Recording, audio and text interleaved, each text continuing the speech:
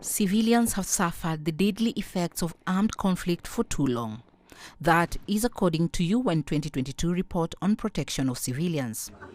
Last year alone, 94% of the victims in populated areas were civilians. Explosive weapons have also continued to wreak havoc, especially in the cities. And those able to flee fighting did so in record numbers, according to the report. War means hunger.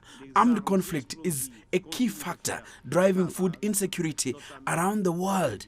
Last year, more than 117 million people faced acute hunger primarily because of war and insecurity. This is an outrage. Damage to critical infrastructure hampers food production, blocks distribution, and deprives people of safe water. The UN chief was speaking during discussions in Switzerland around the challenges of conflict-induced food insecurity and the protection of critical civilian infrastructure.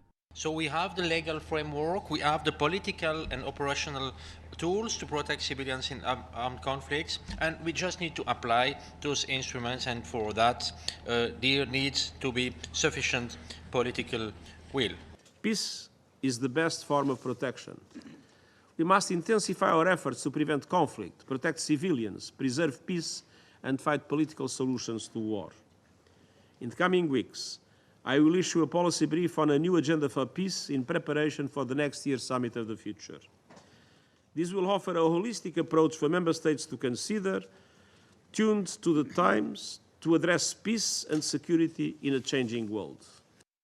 The number of those displaced due to conflict, violence, human rights violations, and persecution is estimated at around 100 million. One of these affected countries is Mozambique. Authorities there have stepped up efforts to protect civilians.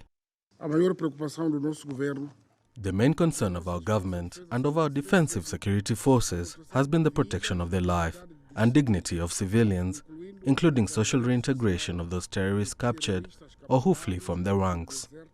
This, at the moment, it is estimated that of the total 800,000 people, about 300,000 people have already returned to their places of origin due to the improvement of the security situation in recent months.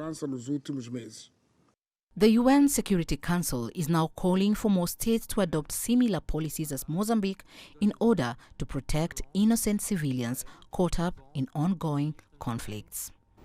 Chamrono, CGTN.